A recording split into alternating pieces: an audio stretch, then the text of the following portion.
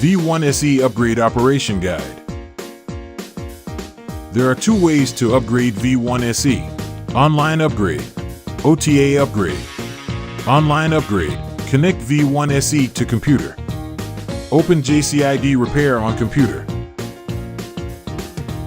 Enter Repair Fitting Interface. V1SE starts upgrading automatically.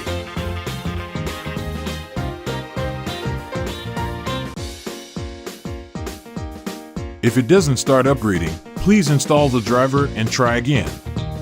V1SE driver installation method has uploaded to YouTube. OTA Upgrade.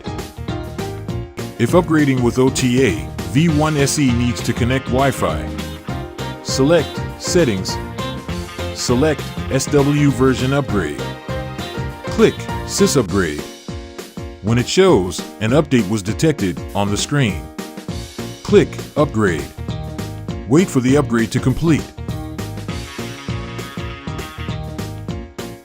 Displayed as the latest version, the V1SE is upgraded successfully. V1SE which hasn't connected to Wi-Fi can be upgraded and bind Wi-Fi online.